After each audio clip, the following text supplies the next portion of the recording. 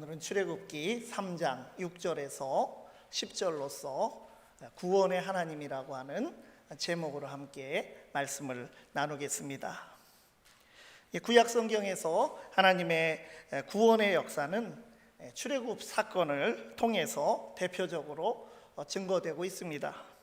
애굽 땅에서 고통당하는 이스라엘 백성들을 하나님께서 모세를 지도자로 세워서 그들의 그 부르짖음을 들으시고 젖과 꿀이 흐르는 땅으로 인도하여 주셨습니다.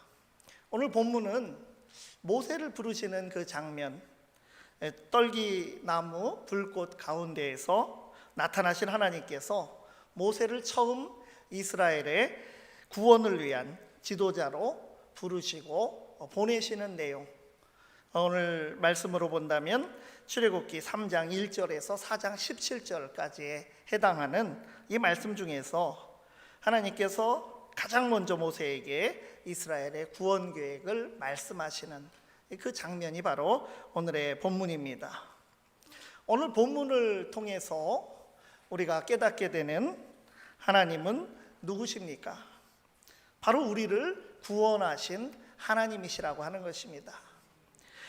바로 우리를 구원하여 주신 그 하나님, 그 구원의 하나님이 광복 기념주일 예배를 드리며 우리가 그 은혜에 감사하고 있는 그 은혜를 우리에게 되새겨보게 하는 그러한 하나님의 은혜를 우리가 함께 나눌 수 있기를 바랍니다. 첫째로 구원의 하나님은 언약에 신실하신 하나님이십니다. 6절 말씀을 제가 다시 읽습니다. 또 이르시되 나는 내 조상의 하나님이니 아브라함의 하나님, 이삭의 하나님, 야곱의 하나님이니라. 모세가 하나님 배웠기를 두려워하여 얼굴을 가리매. 모세가 먼저 하나님이 누구시냐 이렇게 묻지는 않았습니다. 그러나 하나님께서는 모세가 당신의 이름을 부르고 또 그 발에서 신을 벗으라고 하는 자가 누구냐고 그렇게 묻기도 전에 먼저 스스로 당신이 누구신지 또 모세에게 알려주십니다. 그러니까 모세의 조상의 하나님이시다라고 했습니다. 곧 아브라함의 하나님, 이삭의 하나님, 야곱의 하나님이시라는 것입니다. 이 조상의 하나님이시라고 하는 이 말은 구약성경 전체에서 8번 정도 나타납니다. 그런데 그 중에 창세기 1번 나오고 신명기에 2번 나오고 나머지 대부분 5번은 전부 출애굽기에 나오는데 출애굽기에 사용된 5번이 바로 모두 하나님께서 모세를 부르시는 장면에서 이 말씀을 하셨다는 것입니다. 이것은 하나님께서 모세에게 자기를 계시하실 때에 가장 먼저는 조상의 하나님이라고 계시하셨다고 하는 것을 강조하고 있는 것입니다. 왜 하나님께서 모세에게 당신을 조상의 하나님이라고 계시하셨을까요? 그것은 이스라엘을 구원하시는 하나님은 언약에 신실하신 하나님이시라고 하는 것을 말씀하여 주신 것입니다. 아브라함의 하나님으로서의 하나님은 그 언약에 신실하셨습니다. 또 이삭의 하나님으로서 하나님께서도 이삭에게 신실하게 다가오셨습니다. 야곱의 하나님으로서 하나님께서는 또 신실하신 하나님의 모습을 보여주셨습니다. 그러니까 조상의 하나님은 언약에 참으로 신실하신 하나님이셨다고 하는 것을 말씀하시는 그런 호칭인 것입니다. 이처럼 신실하신 하나님이시기 때문에 아브라함과 이삭과 야곱에게 주셨던 그 약속, 땅을 주시겠다, 그 가나안 땅에 대한 약속을 지키시기 위해서, 이스라엘의 하나님이 되어 주시겠다고 하는 이 약속을 위해서, 또 그 이후에 이방에서 계기되어서 400년이 지난 때에 돌아오게 하시겠다고 하는 약속을 지키시기 위해서 그때가 참에 그들을 구원하시고자 오늘 여기 말씀의 표현대로 한다면 하나님께서 내려오신 것입니다. 하나님의 신실하심을 더욱 절실하게 우리가 느낄 수 있는 그런 대목을 우리가 찾을 수 있는데, 이 430년이 지난 그 당시에도 하나님께서는 당신의 언약을 기억하셨습니다. 창세기나 사도행전에는 400년이라고 나오고요, 출애굽기와 갈라디아서에는 430년이라고 나옵니다. 기준에 따라서 달라지지만, 그러나 400년 이상 그 시간 가격이 있는데도 하나님께서 그 언약을 기억하셨다고 하는 사실입니다. 그런데 정작 이스라엘 백성들은 그 언약을 그 세월 동안 기억하고 있었는가라고 하는 점입니다. 이스라엘 백성은 사실상 하나님께서 그들의 조상과 맺은 약속을 기억하지 못하고 있었습니다. 이스라엘 백성의 부르짖음, 여기 나오지만, 그러나 이 부르짖음은 하나님을 향해서 그 약속에 호소하는 것이라기보다는 자신들의 고통 때문에 어쩔 수 없이 나오는 그런 신음에 가까운 소리였습니다. 그들은 현실적인 고통 속에서 하나님께서 그들의 조상들과 맺으신 약속을 전혀 의식하지 못하고 있었습니다. 4년이나 40년도 아니고 이 400년이 넘는 시간이 흐른 이때에 과연 누가 그 언약을 기억할 수 있겠고, 또 기억하고 있다고 하더라도 이것이 정말 400년이나 지난 이때에 정말 그렇게 하실까라고 누가 믿을 수 있었겠느냐라고 하는 것입니다. 이러한 상황에서도 하나님께서는 이스라엘 백성들의 고통을 보고 또 부르짖음을 들으시고 또 그들의 근심을 알고 직접 내려오셔서 그들을 건져내고 인도하여 내어 주신 것입니다. 이토록 하나님께서는 신실하신 하나님이십니다. 하나님은 어제나 오늘이나 영원토록 동일하신 분이시고 한결같이 그 약속에 신실하신 하나님이십니다. 그 신실하신 하나님, 그 하나님께서 우리 한민족을 구원하여 주셨기에 우리가 광복 기념 예배를 하나님께 감사하며 드리는 것입니다. 우리에게 해방을 주시고 자유를 주시고 그 광복의 빛을 우리에게 주신 분이 하나님이십니다. 그뿐만 아니라 신실하신 하나님께서는 오늘도 우리 민족, 우리 나라의 역사 속에 동행하고 계십니다. 우리가 비록 이 어려운 시국을 지나고 있지만 신실하신 하나님을 굳게 믿는 믿음으로 우리가 극복해 나갈 수 있기를 바랍니다. 두 번째로, 구원의 하나님은 구원의 도구로 사명자를 세우시고 부르십니다. 10절 말씀입니다. 이제 내가 너를 바로에게 보내어 너에게 내 백성 이스라엘 자손을 애굽에서 인도하여 내게 하리라. 모세를 하나님께서 부르셨는데, 모세를 부르신 하나님, 그 부르심의 사건에 관해서 두 가지 우리가 의미 있는 질문을 할 수 있습니다. 첫째는 왜 모세를 부르셨는가라고 하는 것. 둘째는 언제 모세를 부르셨다고 우리가 볼 수 있는가라고 하는 것입니다. 먼저 하나님께서는 왜 모세라는 사람을 부르셨습니까? 하나님께서 모세를 부르시고 보내는 그 과정을 보면 하나님께서는 마치 모세가 없이는 아무 일도 하지 못하실 것처럼 그런 생각이 들 정도로 그렇게 그를 집요하게 부르십니다. 우리가 오늘 3장 첫 부분을 우리가 봤지만 4장 17절까지 쭉 읽어 보신 분들이 많을 터인데, 모세는 6번이나 하나님께서 6번이나 부르실 때에 그것을 거절을 한 사람이 모세입니다. 그러니까 마지막에도 이제 보낼 만한 자를 보내소서 이렇게 부르심을 거절하는 모세를 하나님께서는 포기하지 않으시고 당근과 채찍을 들어서, 말이 뻣뻣하다고 하니까, 혀가 뻣뻣하다고 하니까 아론을 같이 보내겠다고 당근을 주시기도 하시면서, 그러면서도 또 분노도 하시면서 채찍을 쓰시고 마침내 설득하여서 보내시는 그런 과정이 쭉 이어집니다.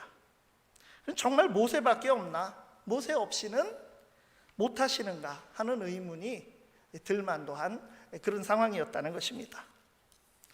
하나님께서는 하나님의 구원 역사에 모세뿐만 아니라 사실은 그 누구의 도움도 없이 이스라엘을 구원하실 수 있는 전능하신 하나님이십니다. 그럼에도 왜 굳이 모세라는 사람을 불러 쓰셨을까라고 하는 것입니다. 이 물음을 우리가 따라가다 보면 우리는 오직 하나님만이 역사의 주관자시라는 결론에 고백에 이르게 되는 것입니다. 하나님께서는 사람의 도움이 없이도 홀로 이스라엘을 구원하실 수 있는 전능하신 하나님이십니다. 이것은 출애굽 당시의 이스라엘 역사에서나 오늘날 우리의 역사에서도 마찬가지입니다. 하나님께서는 모세라는 사람을 불러 쓰셨고 모세는 이스라엘의 지도자가 되어서 이스라엘을 구원해 내셨습니다.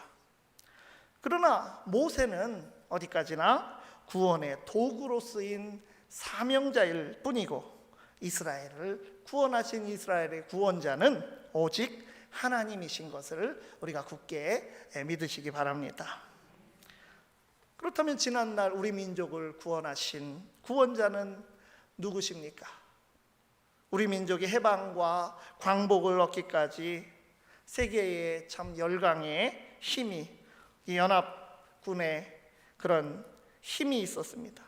그것이 한반도에 작용했다고 해서 그 어떤 나라나 그 어떤 지도자가 우리 민족을 구원한 구원자라고 부를 수 있느냐라고 하는 것입니다.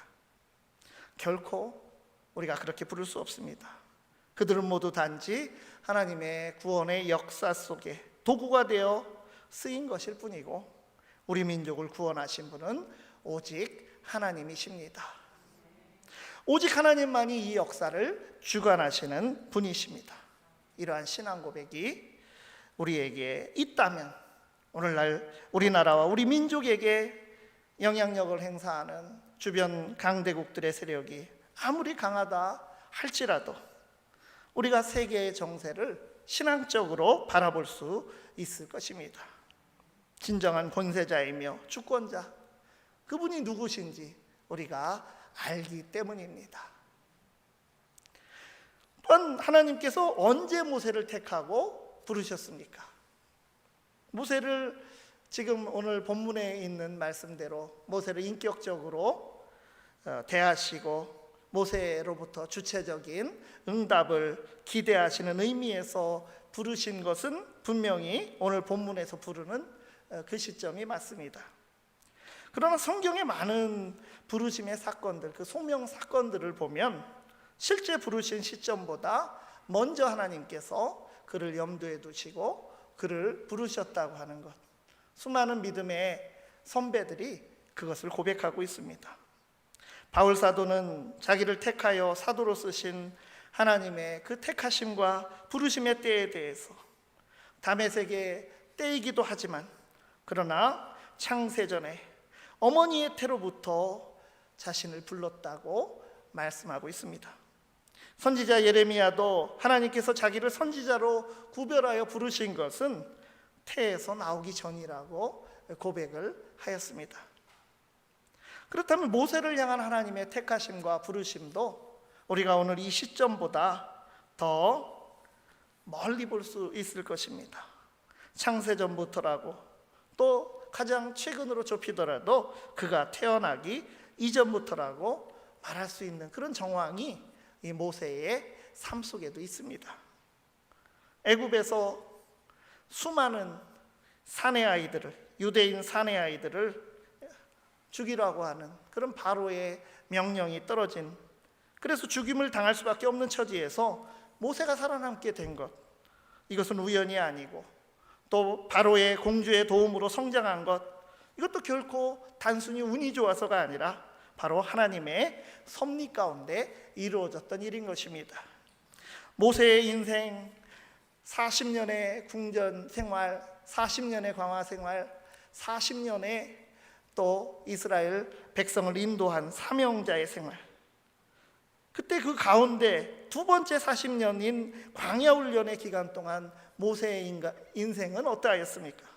모세가 애굽인을 죽인 것 때문에 미디안 광야로 피신해서 그곳에서 40년을 시련의 시간을 갖게 되었습니다. 하나님께서 모세를 어머니의 태로부터 부르셨다고 하는 것을 우리가 고백할 수 있다면, 모세의 전생에, 특히 모세의 그 광야에서의 훈련 기간, 그 피신 기간은 모세의 잘못을 넘어서 하나님의 초월적인 섭리가 있는 기간이었다고 하는 것입니다. 광야에서 모세를 잘 훈련하신 것은 깊고도 부요한 하나님의 지혜였고, 하나님의 부르심에는 후회가 없다고 하는 로마서의 말씀에 딱 맞는 그의 인생인 것입니다. 오늘 하나님께서는 누구를 복음의 일꾼으로, 구원의 도구로, 사명자로 부르고 계십니까? 우리 모두가 그 부르심에 응답하는 믿음과 순종이 있기를 바랍니다. 세 번째로, 구원의 하나님은 백성을 약속의 땅으로 인도하여 주십니다. 8절 말씀을 다시 읽습니다. 내가 내려가서 그들을 애굽인의 손에서 건져내고 그들을 그 땅에서 인도하여 아름답고 광대한 땅, 젖과 꿀이 흐르는 땅, 곧 가나안 족속, 헷 족속, 아모리 족속, 브리스 족속, 히위 족속, 여부스 족속의 지방에 데려가려 하노라. 하나님께서 이스라엘 백성들을 인도하여 내셔서 드리려고 하신 땅, 그 땅은 어떤 땅입니까? 아름답고 광대한 땅이라고 했고, 젖과 꿀이 흐르는 땅이라고 했습니다. 그러나 그 땅은 아무도 살지 않는 빈 땅이 아니었습니다. 이미 그 땅에는 가나안 족속, 헷 족속, 아모리 족속, 브리스 족속, 히위 족속, 여부스 족속이 살고 있었습니다. 그러니까 모세는 이 땅을 가리켜 말하기를 내 하나님 여호와께서 돌보아 주시는 땅이라, 연초부터 연말까지 내 하나님 여호와의 눈이 항상 그 위에 있느니라고 하였습니다. 여호와 하나님의 눈이 항상 있는 땅, 그 땅은 거룩한 땅이고 거룩한 백성에게 주신 땅이라고 하는 것입니다.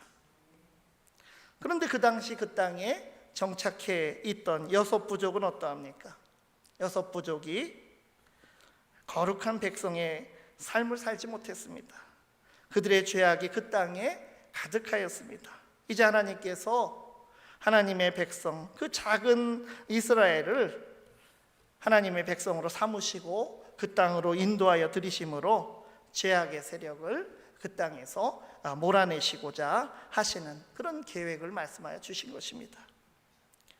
그러므로 이스라엘이 분명히 알아야 될 것이 있습니다. 그저 하나님께서 하나님의 백성으로 삼으시고 좋은 땅을 주신다고 좋아하고, 또 이것은 당연하고 당당하게 그 땅에 살 자격이 있다고 말하는 것이 아닙니다. 그렇게 믿고 들어가는 것이 아닙니다. 물론 신실하신 하나님, 이스라엘 백성들이 그 땅에 들어가게 된 데는 조상들에게 약속하신 하나님의 약속이 있기 때문이기도 하지만, 그렇다고 해서 그것이 당연히 그들이 들어가야 할 권리와도 같은 것은 아니었다고 하는 것입니다. 마찬가지로 훗날을 생각한다면 그들도 그 땅에 살 자격이 없는 삶을 나중에 살게 되었을 때에 그 땅에서, 가나안 땅에서 하나님의 백성이라고 했던 이스라엘도, 그들도 살 수 없게 된 때가 있었습니다. 여섯 족속을 몰아내듯이 하나님께서 이스라엘 백성을 그 땅에서 몰아내셨습니다. 그것이 바로 바벨론 포로의 시간이었습니다. 그래서 애굽에서 이스라엘 백성을 건져내신 하나님께서는 약속하신 땅으로 그들을 인도하여 나아가시면서 그들이 하나님의 백성답게 살아갈 수 있도록 시내산에서 그들에게 새로운 언약을 맺으신 것입니다. 약속의 땅에 맞는 하나님의 백성으로 이스라엘이 살아가도록 준비를 시키셨다고 하는 것입니다. 그 준비의 기간이 40년이나 걸리게 될 줄은 처음에는 몰랐습니다.